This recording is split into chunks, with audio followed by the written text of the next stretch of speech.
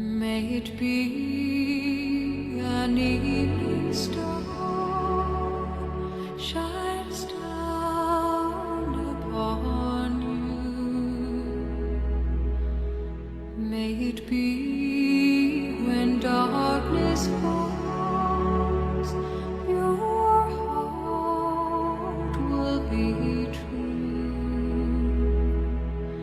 You walk a lonely road. Oh, how far you are from home.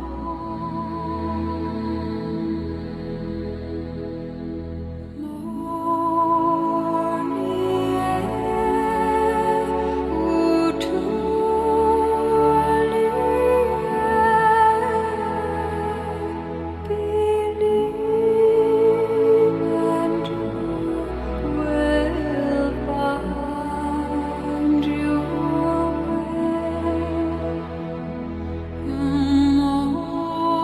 Morning air, alanti a promise lives within you.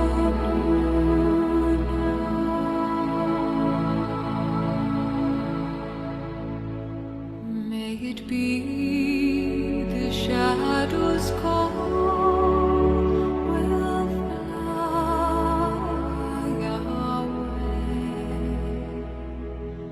May it be you journey on to light the day. When the night is overcome, you may rise to find the sun.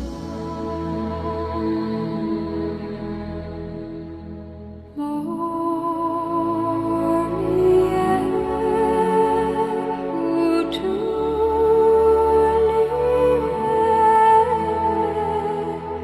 believe and you will find.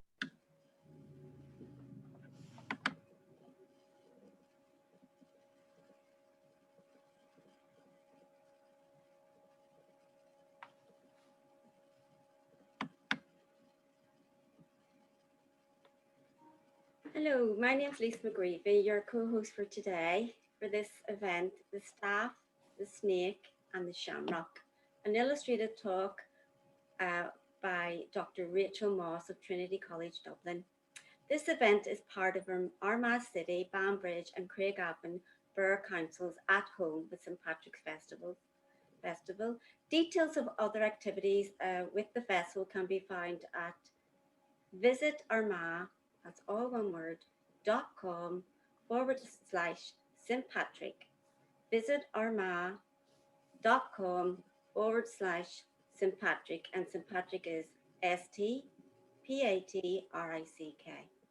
So just before we start, may I point out a few housekeeping rules. The chat function will only be opened at the beginning and at the end of Rachel's presentation. During the course of the talk, attendees are encouraged to use the question and answer function on Zoom. All you need to do is click on the Q&A icon and then submit your questions. So now, let me introduce you to today's speaker, Dr. Rachel Moss. Rachel is an Associate Professor and Head of Department of History of Art and Architecture at Trinity College, Dublin. Her research focuses on medieval Ireland.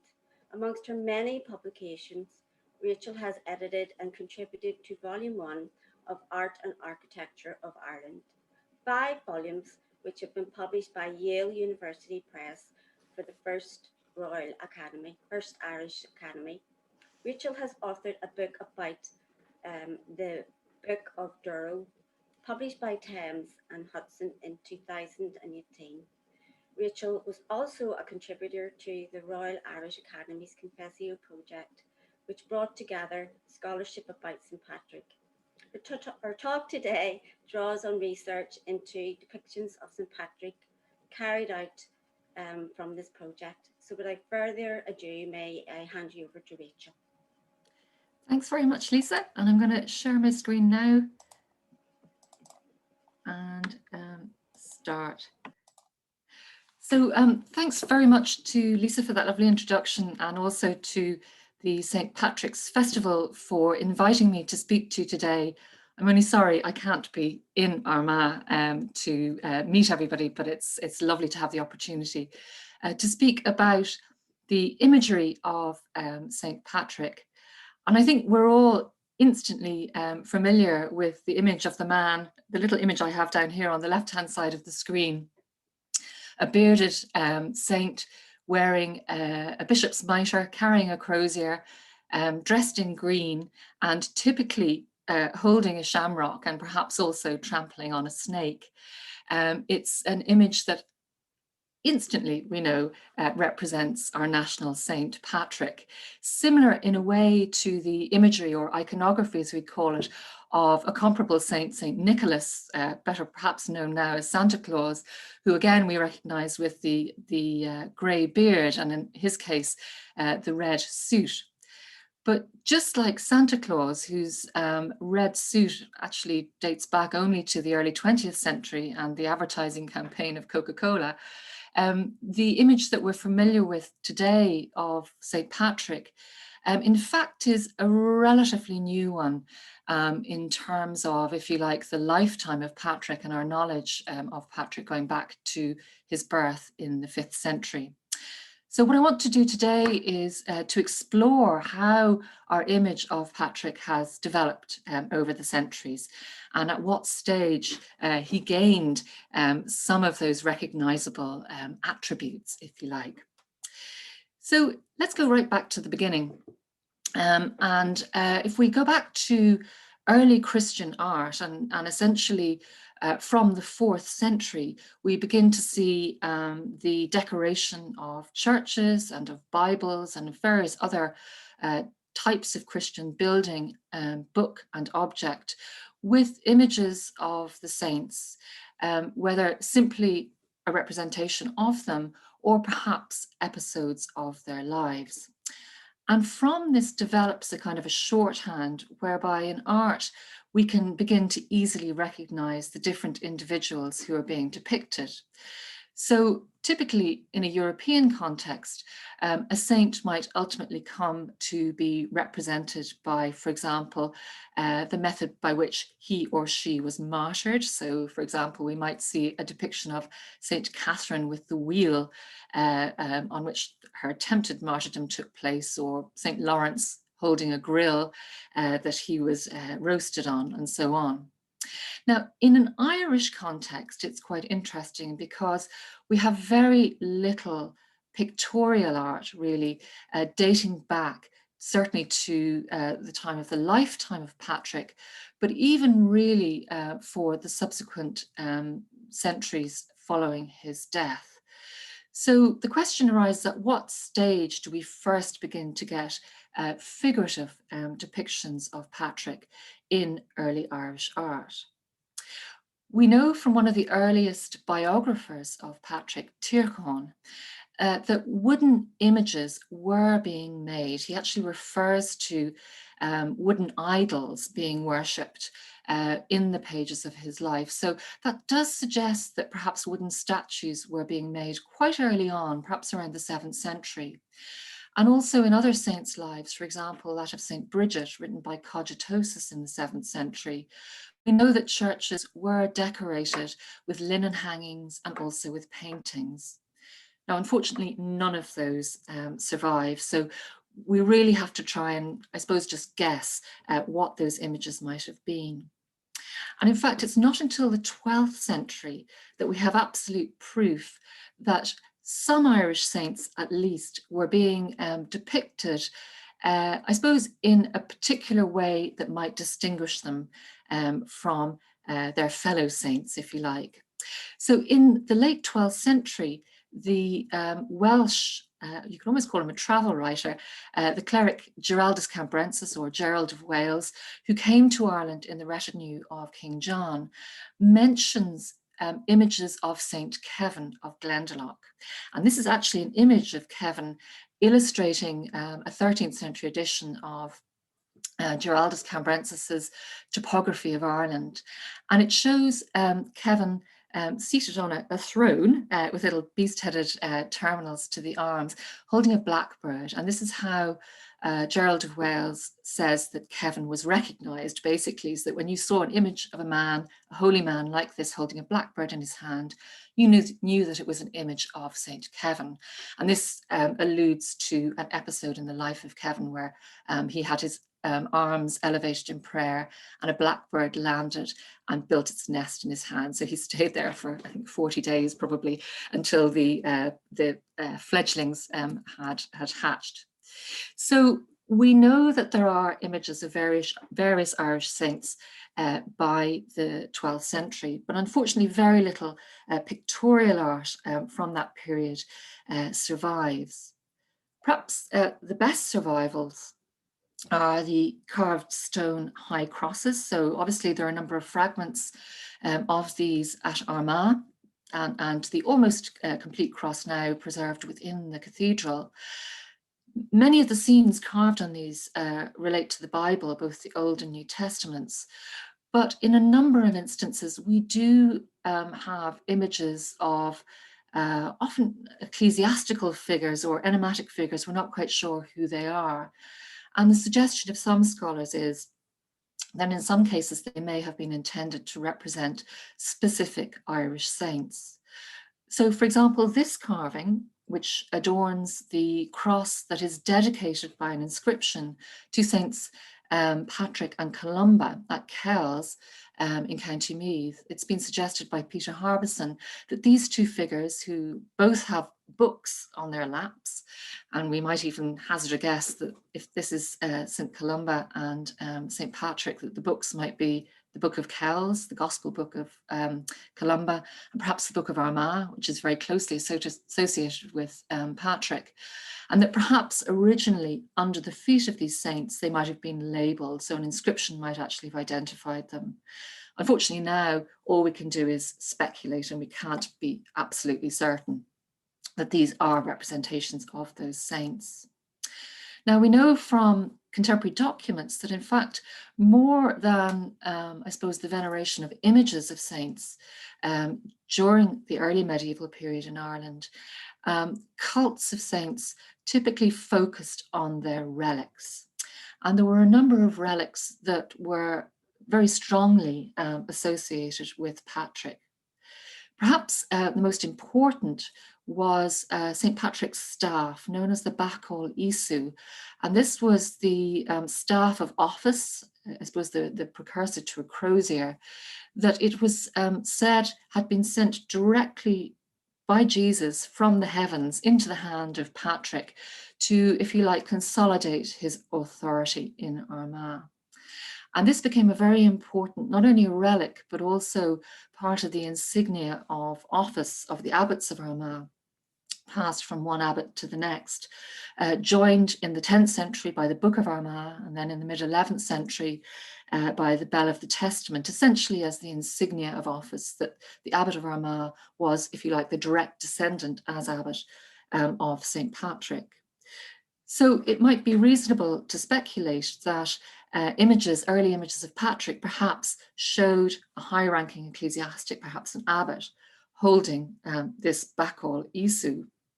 Now, unfortunately, we don't know what the Bacall Isu actually looked like. It was in Armagh until the late 12th century when John de Courcy brought it down to Dublin, and it became one of the more precious possessions of Christchurch Cathedral in Dublin until 1538 and the Reformation, when it was brought out of the cathedral and put onto a big bonfire because it had been such a focus of devotion, and it was alleged idolatry. So alas, we don't know what the staff looked like. But interestingly, one hint to this might be in some of the earliest coins minted in the north of Ireland. These were minted at the behest of John de Courcy, Lord of Ulster, between 1177 and 1205. And they were farthings, and they were decorated on one side with a cross and the name of Patrick. And obviously because they're quite old. This is the two sides of a single coin, but you might just be able to make out the P, the A, the T, and then it gets very obliterated. But this is Patrici, essentially. And this is De Courcy essentially using the cult of Patrick for political ends. So he's I suppose, associating himself with the cult of Patrick, and a whole other lecture on that, but essentially to help strengthen his position within Ulster as one of the new colonizers. But it's interesting, perhaps, that he chooses a cross form, and some have suggested that this is an allusion to the Bacol Isu. So we might expect to see the earliest images of Patrick holding a staff, perhaps with a cross on top of it.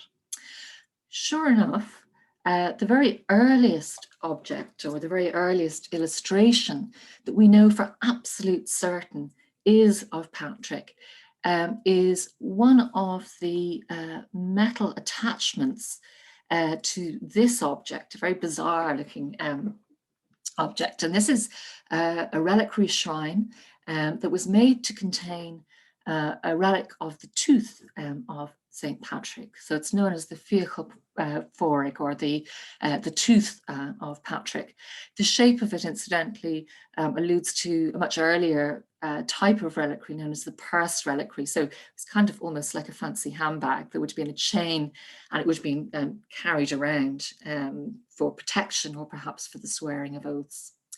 Now, this is actually a 12th century reliquary, but in the 14th century, Thomas de Birmingham, who was Lord of Athenry in Galway, decided to refurbish the reliquary shrine, again, probably as a means of adding to his political strength in Athenry and the wider Galway region, by associating himself with the relic.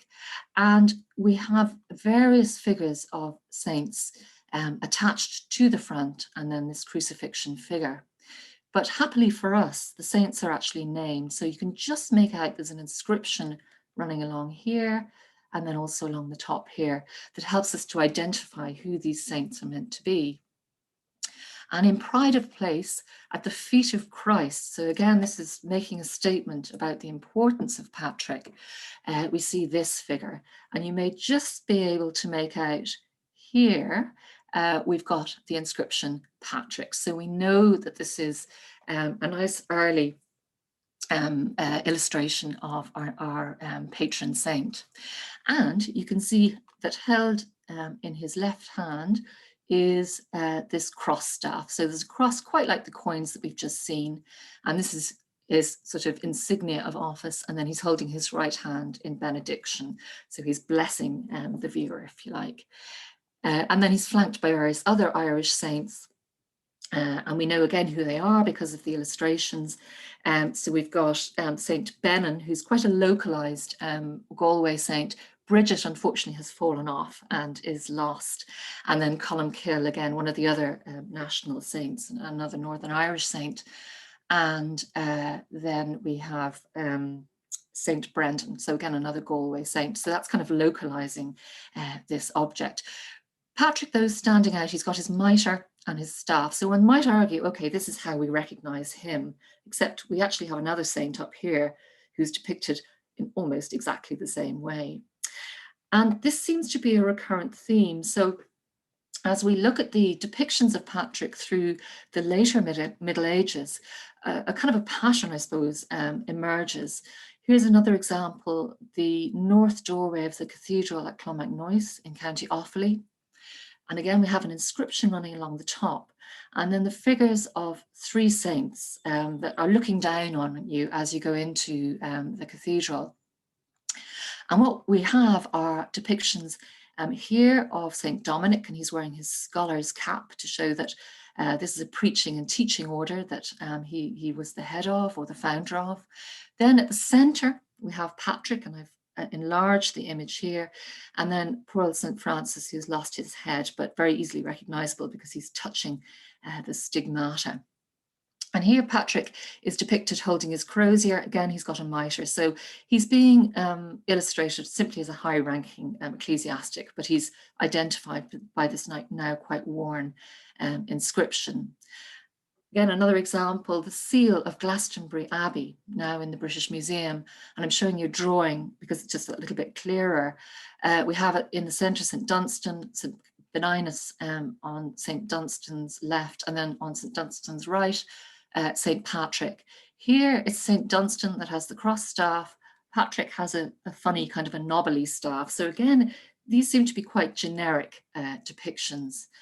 Also then, on this tomb at Lismore Cathedral, dating to the 16th century, where on the left we have an image of the local saint, St Carthage, and again it's inscribed over his head, St Catherine with her wheel and her sword, so she's nice and easy to recognise, also inscribed over her head. And then Patrick has this very fancy cross staff. So here what we're getting is, I suppose, a sense of the hierarchy, that Patrick is more important than Carthage. But again, without their names written above their heads, very difficult to recognise. And the thing to note is the lack of any snakes or shamrocks at this point. So that's something just worth bearing in mind. So really at this early stage, with the depiction of native Irish saints, it's actually not that usual to find them depicted with specific attributes. In other words, with the props that might help us identify them, as in the example of Kevin that I showed you earlier on. And often it's really a case of relying on the context of the image to be able to say with any level of certainty that perhaps it is Patrick that we're looking at. A good example of this is the Dublin Arrogate, which is another example of a reliquary shrine. And since the 19th century, this shrine, which is now in the National Museum in Ireland, but was formerly housed at Clogher and possibly for a time also at Clonus. There's an allusion to that in the inscription on the shrine. The Dublin Arrogate, we're told in the tripartite life of Patrick, was given by Patrick to St Macartan of Clogher. It was a reliquary that contained various relics that had been procured from the Holy Land. So for example, it contained some of the Virgin Mary's hair. There was a fragment of the tomb of Christ, also relics of the apostles. And given by Patrick to St Macartan, basically as an endorsement of Macartan's authority over Clogher. And what we seem to have being depicted in this 14th century panel on the shrine, it's a multi-phase reliquary, it's had bits added to it, is an image probably of Patrick enthroned and handing over the Dublin Arrogate to St Macartan. And again, you can see the kind of hierarchical relationship where Patrick, actually if he was standing up, would be an awful lot taller as well than St Macartan, but he's got his bishop's mitre, whereas Macartan is shown, actually I think probably in the guise of an Augustinian canon. It was an Augustinian canon that paid for this particular phase of the decoration of the shrine. So here it's very much context that helps us identify the figure of Patrick. Now, we know that as well as paintings and perhaps illustrated books, one of the more common types of image of saints, and in particular native saints, to be found in churches across Ireland were devotional statues, typically carved from wood and then painted or gilded. And I've got two examples here on the screen. The one on the right is housed in St Patrick's Cathedral, and although it was once thought to be a medieval statue, it's now been redated to in or around the 18th century, but it gives you a good sense of what these things would have looked like. The example on the left-hand screen sometimes identified as Patrick, but I'm not quite sure on what grounds, was discovered at Glendalough in the early 20th century. And actually, it's currently on display in the National Museum when it reopens as part of their Glendalough exhibition. But we know that these were very commonplace, and every altar of every church had to have a statue of the Saviour, a statue of the Virgin Mary, and then a statue of the patron saint. So any church dedicated to Patrick would have had one of these statues. We know, for example, that there was a statue of Patrick located at the crossing, so underneath the tower, or the transition of the nave to the choir of St. Patrick's Cathedral in Dublin. It was a favoured burial spot. Dean Allen of St. Patrick's Cathedral in Dublin, who died in the late 15th century, requested that he be buried at the foot of the statue of Patrick. A subsequent Archbishop, Walter Fitzsimon, was also buried in that spot. In Cashel, we know in St. Patrick's Cathedral at Cashel, there was also a statue of Patrick that was adorned with various offerings, and this was quite common. You might put beads or donate a jewel to a statue in the hope that they would help with intercession for your prayers. And we know this because in Cashel, Archbishop Richard Hayding was accused of stealing a ring from the statue of Patrick that had been given to it by the Earl of Desmond. So these sort of random descriptions in contemporary documents help to, I suppose, even though these images have now disappeared, help to give us some insight into what they would once have looked like. And indeed, even at Armagh, we know that there was a statue in St. Patrick's Cathedral from various references to it, including one where part of the punishment to a man who had been accused of forgery was to donate several pounds of wax towards the candles that were kept lit around the statue of Patrick in St. Patrick's Cathedral. So again, often these documentary references help us to kind of picture what the medieval interior of the cathedral might have looked like. Now, as well as this, images of Patrick, as we've already seen on the tomb at Lismore, were very popular on funerary monuments and memorials. Not just because Patrick was a popular saint, but because in the 9th century tripartite life of Patrick, we're told that Patrick would act as an intercessor for the Irish on Judgment Day. Now, obviously, this is a way of helping to popularize the cult of Patrick, but it was very successful. So the idea was that if you prayed through Patrick, basically your time in purgatory would be speeded up and you would be looked on favorably on Judgment Day. So he's a very common figure on memorial sculpture, on tomb sculpture. And just to show you a couple of examples of this, on the left-hand side, the tomb of James Rice in Waterford Cathedral. On the top of this tomb, you can just see the feet, is a very gruesome cadaver or a skeleton with the flesh sort of melting off it. This medieval idea of death being the great leveler. So as a worshipper in Waterford Cathedral, the idea was that you'd go along, you'd see this gruesome image of James Rice's corpse, and then you'd kneel and you'd pray basically for the intercession of the various saints depicted on the tomb for the soul of James Rice. And at the end of the tomb, one of the ends of the tomb, we have Patrick, and these are labelled again, so we know for sure this is Patrick with his cross staff. We have an image of the Holy Trinity. And then interestingly, James Rice, who did a lot of business between Waterford and England, and here we have Edward the Confessor, quite a rare figure in Irish art. One of the kind of patron saints, if you like, of England at the time. So he's got a prominent English and a prominent Irish saint, so leaving nothing to chance in that instance. Here, slightly later, the tomb of Bishop Wellesley, of Kildare, which is now in Kildare Cathedral, originally at Great Conwell Priory in Kildare. And again, you can see here he's holding his crozier. So again, there's no sort of continuity in the attributes at this stage.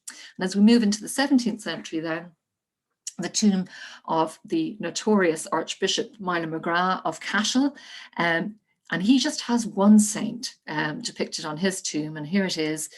Here's his effigy built into the wall of Cashel Cathedral, and here's quite a crude carving of St. Patrick, SP, who is blessing the corpse, if you like, of Miler McGrath, and he needed it. He was a bishop that had a foot in both camps. He sort of switched from Catholic to Anglican with some ease during his career. Now, the same sculptor as that made the McGrath tomb in Cashel Cathedral was also quite prolific around counties Tipperary and Kilkenny, a member of the O'Kerran family, Patrick O'Kerran. And at Goran in County Kilkenny, we have this tomb, James Keeley and Ellen Nash. And again, you can see Patrick depicted here, quite a crude carving. And look what's happening underneath his cross staff here. We've got a snake appearing that he's trampling on. So we're beginning to see the snake making an appearance in his iconography. Now, the earliest appearance of the snake is actually associated with monuments within the Pale. So that's the area around Dublin that remained under English rule pretty much consistently throughout the medieval period. And there are a number of monuments in County Meath in particular, known as wayside crosses, that contain depictions of Patrick, where we begin to see the snake appearing. Essentially, these crosses were erected typically by women, in fact, to commemorate the deaths of their husbands.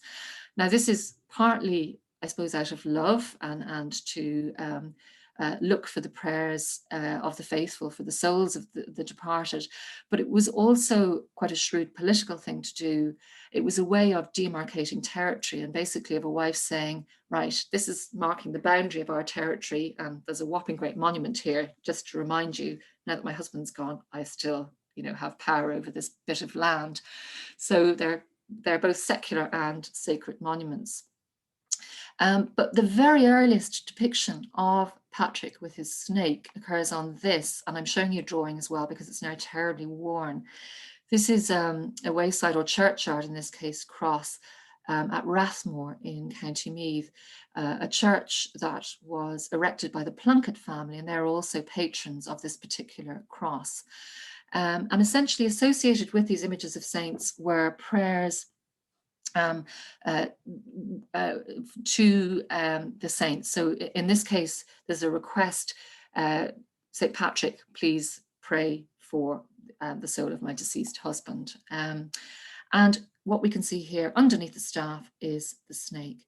Now, the reason that the snake probably appears earliest in the era of the Pale is because the very first reference that we have to Patrick banishing the snakes from Ireland comes in quite a late life of St. Patrick. It was one that was commissioned in the late 12th century from Jocelyn of Furness.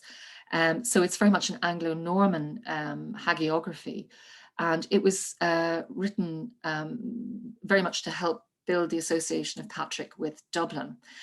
So it was sort of a Dublin life of Patrick, if you like, and that's where the banishing of the snakes is first mentioned. So it's not surprising then that the imagery of the snake sort of emanates from there. It was probably already quite well known before it began to be depicted in the 16th century, but that's where we first begin to have it seen.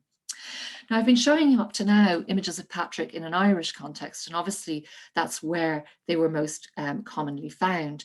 But we do also have a number of international, if you like, depictions of Patrick. There were small pockets of the cult of Patrick right across Europe. And for example, Italians from the north of Italy might, when they come to Ireland, tell you that they come from near Pozzo di San Patrizio or St. Patrick's Well. So there are little cults to Patrick that sprung up across Europe.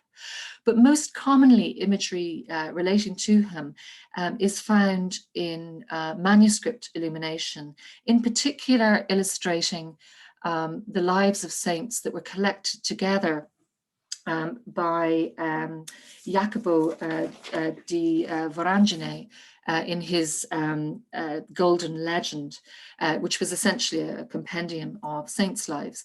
So here, for example, we have a French manuscript that is depicting an episode from the life of Patrick, where he is baptizing King Angus of Cashel and accidentally puts his staff through the foot of Angus.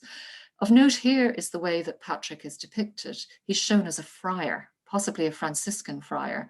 So that leads us to think that perhaps this particular manuscript might have been commissioned by the Franciscan order, who want to associate themselves with various saints, but very different to the iconography that we've seen in Ireland to date. Most common of all, though, are depictions of episodes perhaps of the life of Patrick, but then leading up in particular to St. Patrick's Purgatory. Here's just another couple of examples from a French manuscript now in Arras in France. Here, Patrick receiving the book and staff of authority to make him the Abbot of Armagh, and here an image of St. Patrick's Purgatory, so somebody going into the cave of Patrick's Purgatory. And this is by far and away the most common image that we find in European art. Such was the fame of St. Patrick's Purgatory. And we know that many early maps, often the only place that's in Ireland that's actually named is Patrick's Purgatory, over and above any of the other great cities, such as Armagh or perhaps Dublin by the later Middle Ages. So various different depictions, a very interesting large city in the background, so certainly not as we would know Lough Derg today, but here we have somebody going into the cave. Here a depiction of the torments within Patrick's Purgatory, overseen by the figure of Patrick. This from a manuscript of William Staunton's account of his visions when he visited that place in County Donegal. And here another depiction of it from a book of the Golden Legend now at Heidelberg. Also, and now unique, but perhaps there were more of this kind of image in Europe that don't survive, a fresco from a convent of San Marco Todi in Umbria. This dates to the 14th century, just on the very cusp of the Black Death. And this is a depiction of St. Patrick's Purgatory, and it tells us that, and there's a little inscription down here. And here we have Patrick depicted as a bishop, accompanied by St. Nicholas, and his staff is at the entrance of Patrick's Purgatory. And then we have all of these caverns. And then as the pilgrims emerge from Purgatory, they're being greeted by the Virgin Mary, by St. Peter, and then by a local Florentine saint before they ascend to heaven. And here we have Christ surrounded by the blessed. So this is a very clear message that if you go on this pilgrimage and you suffer the torments, you will meet your reward in heaven and be greeted, if you like, by Peter and the Virgin Mary at the other side. So it gives us a very good sense of European understanding of Patrick at this time. Then we come to the Reformation, and this is where we begin to see a seismic change in the way in which Patrick is depicted. Essentially, following the Reformation, we have the introduction of Counter-Reformation theology and the establishment of the Sacred Congregation of Rites and Ceremonies in 1588. which took on responsibility for the canonization of saints. Previous to this, canonization had been very local, and so there were multiple local cults of saints. So by the 17th century, this is brought under a more central authority. And the Irish clergy, many of the Catholic Irish clergy in particular, who'd gone to Europe and established the various colleges there, began to remodel the cults of Irish saints and to begin to promote once more the cults of particular Irish saints. And among them, Patrick was one of the most popular. But what we see happening is, if you like, an updating of the way in which Patrick is portrayed. And he begins to be dressed in contemporary clerical vestments. So in these two illustrations, which date to the kind of end of the first quarter of the 17th century, we see Patrick dressed in the cappa romano, a type of hat that would have been common at the time. Here in a book of images of saints by Jacques Callot, and here in a fresco in Poland in the Church of Corpus Christi at Krakow, which shows Patrick dressed as an Augustinian canon, because that's who were administering the church, but he's wearing a cappa romano. So very different to the imagery that we've seen so far. The other kinds of vestments that we begin to see being used in depictions of Patrick are tridentine vestments and the very distinctive mitre and double-barred staff and really the vestments with which we are now familiar, the way in which Patrick was depicted. So here in this particular image, which is a Belgian image, we have the church in the background and the snakes that he's banished at his feet. Here, Patrick's purgatory and snakes at his feet. And this is where we really begin to get the sort of the cut and paste imagery. Here's another example. This is from Thomas Messingham's book of Irish saints, or the saints of the islands, essentially, published in Paris in 1626. And this book went into wide circulation. And it has two images of Patrick, one on the cover, so the Book of Irish Saints, Patrick flanked by Columkill and Bridget, and then inside an image of Patrick with his devoted followers at his feet, trampling the snakes, and his church as a backdrop. And very soon, this book goes into quite mass circulation, and we begin to see this image being replicated.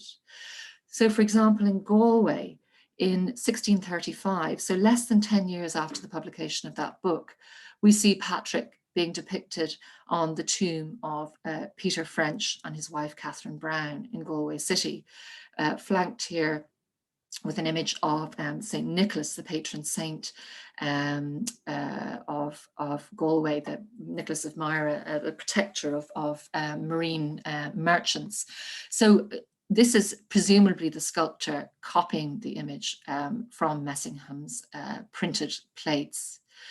And that particular imagery begins to become standard. It becomes the standard way of depicting Patrick. So here, an altarpiece, which is now housed in St. Patrick's Cathedral in Dundalk. Again, the same double-barred staff, the mitre, and we have Bridget. This is an adoration of the Virgin and Child, Bridget, and in this case, St. Columkill has been replaced by St. Francis. So this is probably an altarpiece that was commissioned maybe at the Irish College at Louvain or Rome, and then found its way to Dundalk. But crucially, Patrick in these very easily recognizable tridentine vestments. It also makes its way onto coinage. And although Patrick did appear slightly earlier in the early 1670s on merchants' tokens, it was the St. Patrick's farthing that probably really copper fastened the iconography, the way in which we picture Patrick today. There were two different versions. There's the farthing and the halfpenny. The farthing shows him with the church in the background, as we saw in Messingham's illustration, trampling on snakes, now a bit worn here. And another version shows him holding the shamrock with the people of Dublin on one side, and here's the coat of arms of Dublin on the other side. This is the earliest known depiction of Patrick on a shamrock. So very much into the 17th century. Now we know in 1681, Thomas Dyneley, who's an English traveller who comes to Ireland, mentions that on St. Patrick's Day, the vulgar Irish wear clumps of shamrock. So it suggests that the shamrock's association with Patrick is already established within, I suppose, the vernacular psyche, but it's very hard to trace back earlier than the 17th century. So it seems to be a kind of an apocryphal association with Patrick, but it comes into the art in coinage. And these were widely distributed, and many of them were taken off to the colonies as well. So we know of one merchant who, Mark Newby, an Irish merchant who went to the States and died with the equivalent of, it's said, about 10,800 of these coins. So they were obviously mass produced and in circulation. So this is helping to really copper fasten the imagery of Patrick. And that continues then through the 18th century, whether in an Irish context, as here in Michael Hanbury's illustration of Patrick with the other saints, here he is as the Tridentine bishop, or again in European illustrations of him. So this is a part of an altarpiece by Tiepolo, now in the Museo Civico in Padua, showing Patrick preaching. And again, aside from the lack of the mitre, again, he's reasonably easily recognizable. Now, the cult of St. Patrick continued to be very popular, I suppose, at a more grassroots level. So as well as this high art that we've been seeing, you do also continue to get what might be called more vernacular art, both in terms of funerary monuments. So here's an image from a tombstone that's still in the graveyard at St. Mullins in County Carlow. A very crude rendition of Patrick, but note he's under an archway. So presumably this is again an allusion back to Messingham's volume where the saints are shown under an arcade. So perhaps showing a knowledge of that, but just not an ability to carve in stone to the same degree of detail.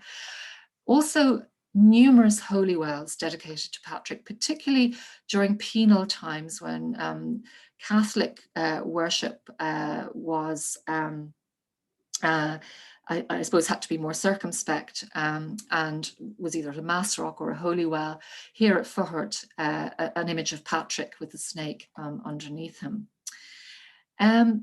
Also then in the 18th century, we begin to get the promotion of Patrick as a national saint and as somebody who is worthy as a subject in history painting.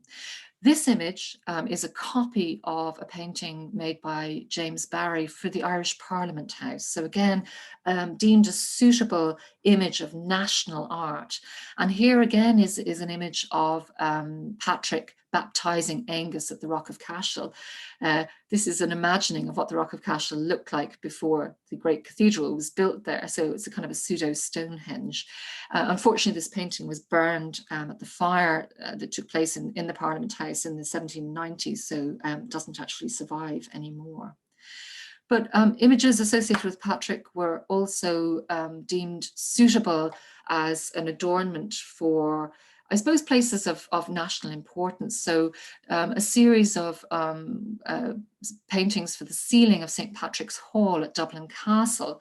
So the seat of state, if you like, in Dublin, included an image of St. Patrick lighting the Paschal fire at the Hill of Slane.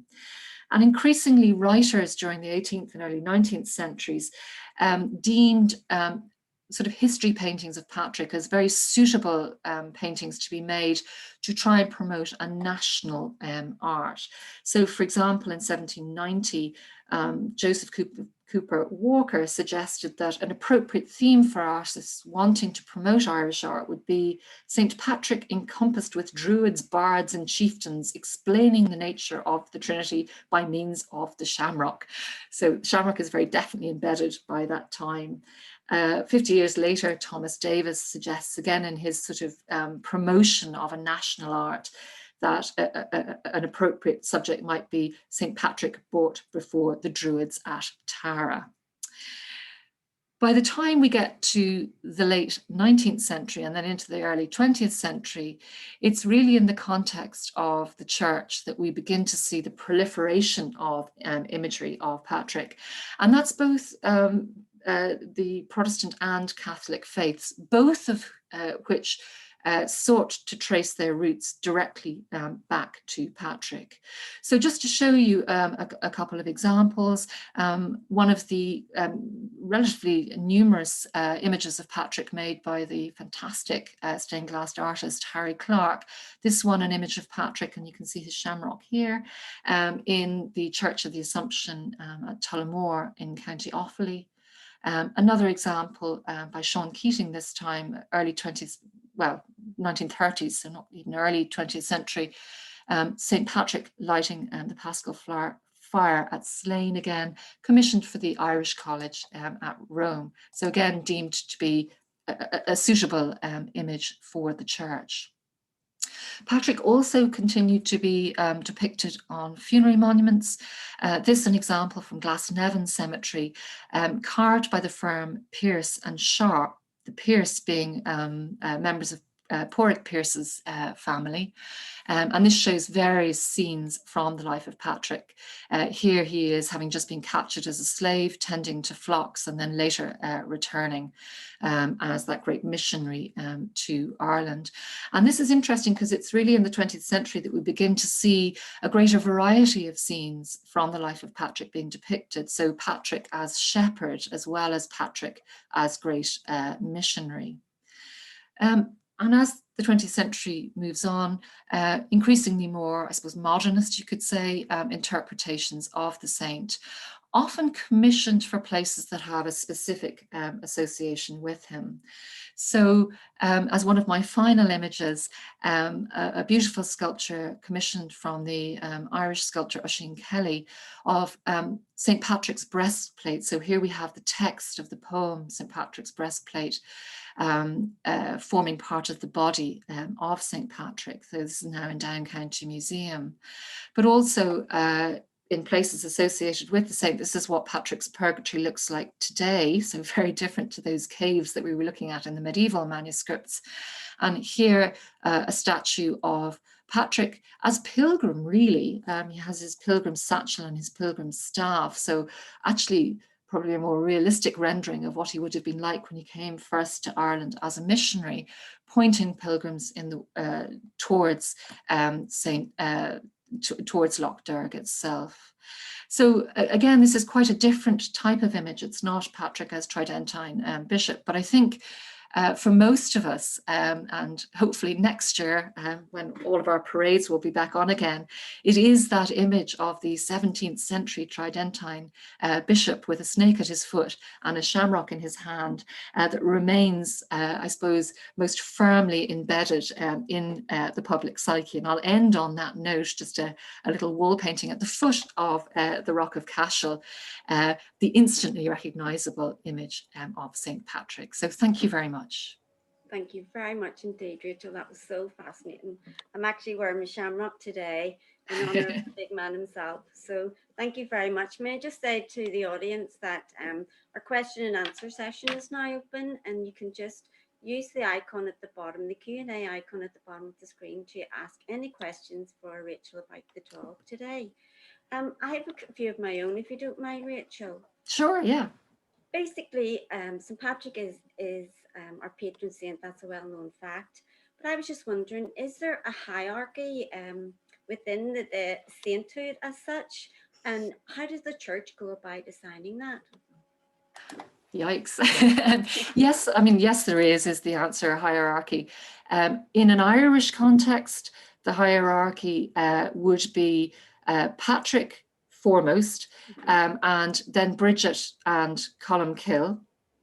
And then after that, it has varied over the centuries. And the way that it tended to be formulated was essentially the place with which the saint was most closely associated and its importance. So Patrick was the patron saint, first and foremost, of Armagh.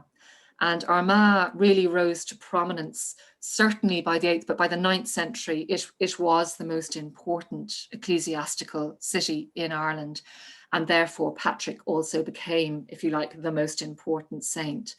Columkill then, his associations with Iona, with Kells, with Durrow, with a number of other very important monasteries at the time, also rose to prominence. Kildare, also an important place, hence Bridget's rise to prominence. And that kind of stuck. When I showed you the reliquary shrine of Patrick's Tooth, and I pointed out a couple of Galway saints, if you were in Galway, then your next most important saint might be Brendan, because he was associated with Clonfert, which was the cathedral town there. But it would have shifted over time as well. But I think those three saints, Patrick, Columba or Columkill, and Bridget, managed to hold fast and to maintain their kind of status. And I think still to the present day would be seen as the three most important Irish saints. And then after that, we're into kind of a bit of a regional scrap, probably, where Galway would argue for Brendan, and different regions. Cork would definitely say Finbar, so it would vary after that. But and the same then would apply obviously in Europe as well.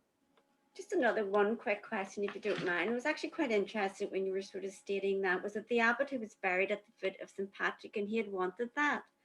And I was just wondering, in link with your other point of saying that St. Patrick, for the Irish, was meant to be an assiduary to when the Irish died. And I was just wondering, did the abbot maybe want to link there as for the St. Patrick to actually protect him after death? Or I think very definitely there's that, and I think as well, in a way, there's this sort of what would you describe it as, a kind of a line of communication. So you have the abbot who's there as a tangible person on the ground, who you can go to, and ideally from the abbot's perspective, perhaps give a donation towards the church, for your soul. But then there is this, that he then would have this direct link with Patrick, and Patrick has the direct link with the Lord as intercessor. So very definitely, you could almost describe it as propaganda, I suppose, but that was the idea, basically. And I mean, I think as well, owning or having possession of the relic was seen as incredibly important. And also, I mean, holding a relic gave you protection as well. You're not going to be attacked by somebody if it's likely to bring down the wrath of the saint on you too. So there's that aspect of it as well. Exactly. We have a couple of questions here, if you don't mind. Yeah, sure. Dan Sands has asked, I read recently that Patrick was never actually made a saint by the church. I had assumed that this was done posthumously. What was the criteria that made one a saint in his contemporary context? Okay, so in his contemporary context, yeah, I mean, in the early medieval period, it was a little bit of a free-for-all, and essentially what happened at that time was that basically I suppose the importance, let's say, of a monastery was the possession of important relics. So the remains of something, the actual tangible remains. And the more important the relics, the more people would come, and it would grow in strength. So it was in your interest to promote the cult of that saint, which Armagh did very, very successfully with Patrick. The way they did that was in writing lives, basically a biography of the person. And in that, it would contain not only, obviously, the fact that he converted people, but would also contain miracles. And that's what it comes down to, that sort of like now today, you know, that in order to be canonized, typically, you know, say somebody needs to have perhaps enacted a miracle. It was exactly the same in the Middle Ages, but it was less formal. Now, the Pope would often sign off on it, but not always. And many of the very local cults never got papal sanction. So, I mean, with Patrick in particular, his cult, I mean, he wrote his own confessio, he wrote an account of his own life, but then it's actually the promotion of others, and I think particularly the monastery at Armagh that really copper fastened it and made him a very, very important saint. But it was really only formalized, and I mentioned it in passing, after the Reformation, where because there was this kind of free-for-all for canonization, it was brought much more under the central control of the church. So it was really only at that point that we get kind of the reaffirmation of the likes of Patrick and Bridget and Columkill at that time. I hope that answers the question. My goodness, it doesn't have. Thank you very much. Quite complicated. Questions. Sorry to put you on the spot. Not at all. Eileen Hamilton has asked us, have we any clear idea of how or why the Shamrock became part of the cult of Patrick? Yeah, well, I mean, as I said, it only appears historically, the earliest references aren't until the 17th century. And it's in the context of popular Catholic devotion. So as I mentioned, Thomas Dyneley in 1681, who comes to Ireland actually to kind of sketch heraldic tombs and things, but he mentions that, and he refers to them as the vulgar Irish, by which he means the Catholics basically, wear clumps of it on Patrick's Day. And then we have it appearing on the coin. My guess would be that perhaps it's something that you're getting associated perhaps with Catholic teaching at the time. And obviously, I mean, we're not quite into the penal era, but at the same time, Catholics are worshipping at holy wells, the whole kind of popular devotion at holy wells, mass rocks, that kind of thing.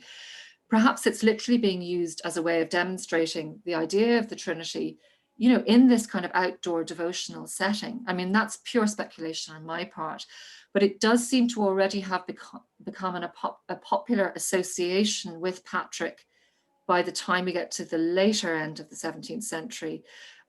And that seems to be a logical way by which it's come in, but there's absolutely no reference to it in any of the medieval lives, in any of the medieval art. So it seems to be a post-Reformation. Thank you very much. Yeah. Is Patrick really buried in Downpatrick? That's a question in from Mary. Yeah, that's the $64 million question. I suppose our historical basis for saying he's at Downpatrick is that in the 12th century, John de Courcy, who I mentioned a number of times, who's the one of the first Anglo-Normans to come and settle in Ulster, and very much promoted the cult of Patrick. He is said to have miraculously discovered the relics of Patrick, Bridget, and Columkill very happily, all at Downpatrick. But obviously there are lots of other bits. Saul obviously claims that he's buried there as well. And unfortunately, this is something that's very common, that where you have a number of places that are associated with a saint, and of course the early Irish saints founded multiple monasteries, and all of the monasteries wanted to lay claim to where he was buried. So I'm going to try and be diplomatic here. And in fact, it's very interesting in some other saints' lives, you know, where different monasteries were laying claim to the same saint's burial place, they would then come up with these stories about how the saint miraculously multiplied into several corpses after his death, so that each place could have his relics, you know. So I think, I think the best thing to say is that St. Patrick is probably buried in a number of places, and some of the bones might, well, it's unlikely that any are his, but I think the likelihood is, I mean, he could have been, but certainly since the 12th century, it is the belief that is one of the places that he's buried, but Saul also would lay claim to that. I also thought it was very interesting you were saying about the shrine to his actual tooth. I know, yeah. That they're handy relics actually, because they fall out during life. So, I mean, the story there was that he went to a church in Sligo, actually at Killaspug Brone, which translates as the church of Bishop Brone. And there he's said to have extracted a tooth and given it to Bishop Brone as a relic to help kind of elevate the status of that church. So yeah, it's Thank you very much, Rachel. That's not brilliant. at all. I've just got a little point here from Dara. Dara says, thank you. It was a wonderful, wonderful talk.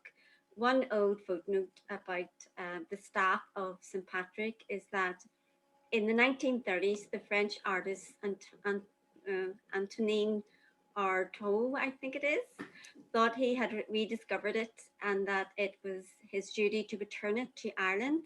He tried to do so and ended up being incarcerated by the Garda in County Galway. Sadly, this was just the beginning of his descent into mental illness that led to him spending many years in institutions. My goodness, that's quite... Thank you. That's very interesting, because actually, yeah, I mean, a couple of the annals of the Four Masters and the Annals of Connacht both refer to it being destroyed in 1538, but as early as about 1560, there is a chemist, I suppose, a physic in Dublin, who claims that who was claiming that he had rescued it, and he was charging women to come when they were in childbirth with the Bacol Isu to ease them, you know, through their labor pains. So I think this is something that it'll probably reappear every century, actually. But that's very interesting. I didn't know that. Thank you. I'm sure you'd be relieved. There's just one last question. And basically, Lolly has asked, I just remembered one question before I leave. What is known about St. Patrick's family? I heard he had a sister, Sheila. Gosh, I mean, he says himself in his confessio that, I mean, he was a member of, I think, a relatively well-to-do family, either in Wales, possibly Gaul, but I mean, I think that the standard thinking is Wales.